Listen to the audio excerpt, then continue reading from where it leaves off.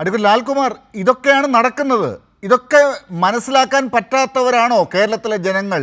ഇതൊന്നും മനസ്സിലാക്കാതെ 10 വർഷത്തെ പിണറായി വിജയൻ സർക്കാരിൻ്റെ പ്രവർത്തനങ്ങളുമായിട്ട് മറ്റാരുണ്ട് LDF അല്ലാതെ എന്ന് പറഞ്ഞ് ഇറങ്ങുന്നവരെയൊക്കെ നിങ്ങൾ പോയി വീട്ടിലിരിക്കുക, മറ്റുള്ളവർ വരട്ടെ, ഇനി ഒരു മാറ്റം ഉണ്ടാക്കി കൊടുക്കാം, ഇവരൊക്കെയല്ലേ അവർ വന്ന് നോക്കട്ടെ എന്ന് പറഞ്ഞു കൊടുക്കാൻ, പറയാൻ, തീരുമാനിക്കാൻ ജനങ്ങൾ തയ്യാറായിട്ടുണ്ടാകുമോ? അല്ല, ഇവിടെ വന്ന ഒരു ചോദ്യം കേരളത്തിൽ ആര് കോൺഗ്രസിൻ്റെ മുഖ്യമന്ത്രിയാകണം എന്നുള്ള ചോദ്യമാണ്. അത് ഇവർക്ക് ഈ പറഞ്ഞ വെള്ളിമൂങ്ങ സിനിമ പോലെ ഇവർക്കൊക്കെ ഇരുന്ന് തീരുമാനിക്കാം, പക്ഷേ ജനം മറ്റൊന്നായിരിക്കും തീരുമാനിക്കുക. ഇതേ രീതിയിലുള്ള ചർച്ചകൾ നോക്കൂലാൽ, നമ്മൾ മനസ്സിലാക്കേണ്ടത് ഇത് കഴിഞ്ഞ തെരഞ്ഞെടുപ്പ് കാലത്ത് ഇതുപോലെ നമ്മൾ ഇവിടെ നിന്ന് ചർച്ച ചെയ്ത് VD സതീശനാകണോ അതോ രമേശ് ചെന്നിത്തലയാണോ അതോ ഉമ്മൻചാണ്ടി സൈഡിൽ കൂടെ വരുമോ, KC വേണുഗോപാൽ മേളിൽ നിന്ന് വരുമോ, ഇതൊക്കെ ഇതേ പാറ്റേൺ ഇതേപോലെ നമ്മൾ നേരത്തെ ചർച്ച ചെയ്തിട്ടുള്ളതാണ്. അന്നും ഷൂ ഇന്നും ഷൂ. ഇത് തന്നെയാണ് എനിക്ക് അതിനെക്കുറിച്ച് പറയാനുള്ളത്. പക്ഷേ ഇവിടെ മറ്റ് 1-2 കാര്യങ്ങളിലൂടെ പറയണമെന്ന് എനിക്ക് തോന്നുന്നു. ഇവിടെ വന്ന ഒരു കാര്യം, കേരളത്തിലെ കോൺഗ്രസിനെ KC വേണുഗോപാൽ നശിപ്പിക്കുന്നു എന്ന് എൻ്റെ സ്നേഹിതൻ പറഞ്ഞു. കേരളത്തിലെ കോൺഗ്രസിനെ അല്ല, ഇന്ത്യ മഹാരാജ്യത്തിനെ കോൺഗ്രസിനെ നശിപ്പിച്ചത് KC വേണുഗോപാലാണ്. നേതാക്കന്മാർ വിളിച്ചാൽ ഫോൺ എടുക്കത്തില്ല. അത് ഇന്നലെ തന്നെ ഒരാൾ പറയുന്നുണ്ട്, അയാൾ BJP പോകുന്നതിന് മെയിൻ കാരണങ്ങൾ പറഞ്ഞതിലൊന്ന് KC വേണുഗോപാൽ വിളിച്ചിട്ട് കിട്ടിയില്ലെന്നുള്ളതാണ്. KC വേണുഗോപാൽ കുറേ നാളുകളായി ചെയ്തുകൊണ്ടിരിക്കുന്ന പണി അത് BJPയെ വളർത്തുക എന്നുള്ളൊരു പണിയാണ്. അദ്ദേഹം വാർ റൂം തുറന്നു വെച്ചിട്ടുണ്ട്. വാർ റൂം എങ്ങനെയാണ് സ്വയം കുത്തിച്ചാകാനുള്ള വാർ റൂമാണ് അദ്ദേഹം ഉണ്ടാക്കി വെച്ചിരിക്കുന്നതാണ് എനിക്ക് തോന്നുന്നത്. ഈ രാജ്യത്തെ കോൺഗ്രസ് പാർട്ടിയെ ഇല്ലാതാക്കിയ മനുഷ്യന്മാരുടെ ലിസ്റ്റിലെടുത്താൽ ആദ്യത്തെ കോൺഗ്രസ് ഉണ്ടാക്കാനായിട്ട് ഗാന്ധിജിയൊക്കെ വലിയ ശ്രമം നടത്തിയാണ്. കോൺഗ്രസിൻ്റെ ആദ്യത്തെ രൂപമല്ല, കോൺഗ്രസ് ഒരു പൊളിറ്റിക്കൽ നേച്ചറിലേക്ക് വരുന്നത് യഥാർത്ഥത്തിൽ ഗാന്ധിജിയുടെ കോൺട്രിബ്യൂഷൻ വളരെ ഹൈ ആണ് ഈ രൂപത്തിലൊക്കെ വരാനായിട്ട്. ആ പാർട്ടിയെ അവസാനിപ്പിച്ചതിൻ്റെ ക്രെഡിറ്റിലേക്ക് വരികയാണ്. അതാണ് നുസൂർ നേരത്തെ പറഞ്ഞത്, അന്തകൻ, കാലൻ, യമൻ എന്നൊക്കെ പറഞ്ഞത്. അകത്തിരിക്കുന്ന ഒരാൾ അങ്ങനെയാണ് പറഞ്ഞത്. അല്ല, ആ അന്തകൻ, കാലൻ, യമൻ എന്നൊക്കെ പറഞ്ഞത് കേരളവുമായിട്ട് ബന്ധപ്പെട്ടല്ലേ? ഞാൻ കോൺഗ്രസിൻ്റെ കാര്യമാണ് പറയുന്നത്, ഇന്ത്യയിലെ കോൺഗ്രസിൻ്റെ കാര്യമാണ് പറയുന്നത്. അതിനുപോലും എനിക്ക് സംശയമില്ല. കോൺഗ്രസിൻ്റെ സംഘടനാ ജനറൽ സെക്രട്ടറി ആക്കി പിടിച്ചിരുത്തിയിട്ട് ഒരു കാര്യവും അറിയത്തില്ല, ചുമ്മാതെ ഈ രാജ്യത്തിൻ്റെ പല സംസ്ഥാനങ്ങളുടെയും പൾസ് പോലും അറിയാൻ വയ്യാതെ അവിടെ പോയിരുന്ന് CPM ആണ് ഇവിടുത്തെ പ്രശ്നം എന്ന് പറയുന്നുകൊണ്ടിരിക്കുന്നവരെയൊക്കെ വെച്ചുകൊണ്ടിരുന്നിട്ട് വല്ല കാര്യമുണ്ടോ?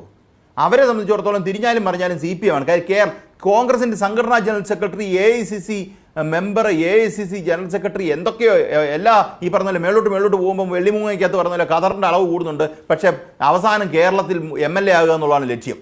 അതാണ് അവിടുത്തെ അവസ്ഥ. അത് പറഞ്ഞിക്കട്ടെ. പിന്നെ ഇതിൽ രസകരമായൊരു കാര്യം, ഒരു കാര്യം കൂടെ രസമുണ്ട്.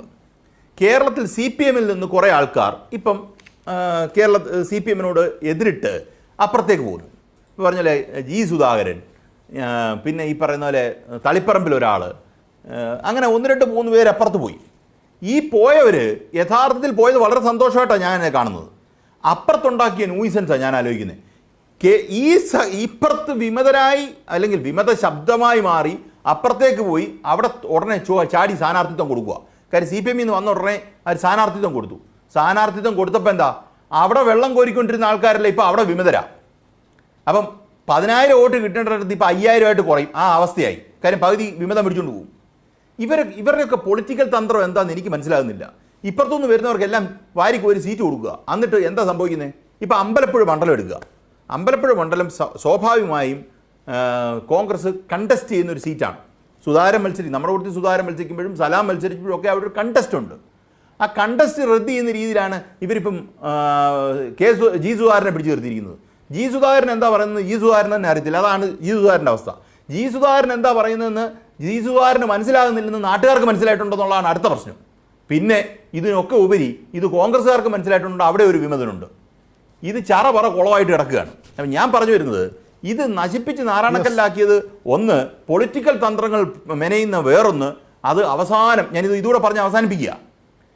ഈ പറയുന്ന ഏറ്റവും വലിയ വിമത ശബ്ദമായി ഇവിടുന്ന് വന്ന് അപ്പുറത്തേക്ക് പോയ ആൾക്കാരാണ് PK ശശി.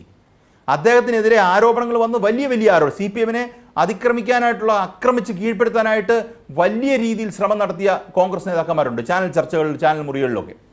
അവിടെ ഏറ്റവും മോശമായി കോയിൻ ചെയ്ത ഒരു സംസ്ഥാനത്ത് രാഷ്ട്രീയത്തിൽ ഒരിക്കലും ഉപയോഗിക്കാൻ വയ്യാത്ത പീഡനവുമായി ബന്ധപ്പെട്ട് തീവ്രത എന്നൊരു വാക്ക് ഉപയോഗിച്ച് അതിനെ ഏറ്റവും മോശമായ രീതിയിലേക്ക് ചിത്രീകരിച്ച ഒരു കാലമുണ്ടായിരുന്നു. കോൺഗ്രസ് അത് ചിത്രീകരിച്ചത്. അവരുടെ സ്ഥാനാർത്ഥിയായി, അവരുടെ വോട്ട് അവരുടെ കൂട്ടത്തിൽ പീഡിപ്പിച്ചു എന്ന് പറയുന്ന ഒരാൾക്ക് സീറ്റില്ല. പക്ഷെ വെളിയിൽ നിന്ന് വന്ന ആൾ പീഡിപ്പിച്ചു എന്ന് അവർ പറഞ്ഞ ആൾക്ക് സീറ്റുണ്ട്. അതോ സ്വതന്ത്രരാകുമെന്നാണ് പറഞ്ഞു. ഇന്ന് ഞാനിപ്പോൾ റിപ്പോർട്ടർ ചാനലിൽ ഇപ്പം നോക്കിയപ്പോൾ കൈപ്പത്തി തന്നെ കൊടുക്കുമെന്നാണ് പറയുന്നത്. നല്ല അന്തസ്സുള്ള ഇടപാടാണ്. കൈപ്പത്തി തന്നെ കൊടുക്കും. നിങ്ങൾ കണ്ടോന്നറിയത്തില്ല, PK ശശി കൈപ്പത്തിയിൽ മത്സരിക്കും എന്ന് കേട്ടിട്ടുണ്ട്. അപ്പോൾ അവർക്ക് നിലവാരം മെച്ചപ്പെട്ടിട്ടുണ്ട്. എന്തായാലും അവർ പറഞ്ഞതൊക്കെ 26 വർഷമായി നമ്മൾ ഈ നുസൂർ ഛർദ്ദിച്ചത് വീഴുന്നതെന്ന് പറഞ്ഞില്ല. അതാണ് ഇപ്പോൾ കോൺഗ്രസ് ചെയ്തുകൊണ്ടിരിക്കുന്നത്. ഉണ്ടായിരുന്നു. പക്ഷേ 26 മണിക്കൂർ മുമ്പ് വന്ന PK ശശി ഇന്ന് പറയുന്നത് കേട്ടാൽ അദ്ദേഹം 52 വർഷങ്ങൾക്ക് മുമ്പ് ആ പാർട്ടിയിൽ വന്നതുപോലത്തെ ഒരു അനുഭവം പോലെയാണ് എനിക്ക് തോന്നിയത്. അത് കൈപ്പത്തി കൊടുത്തു. യെസ്.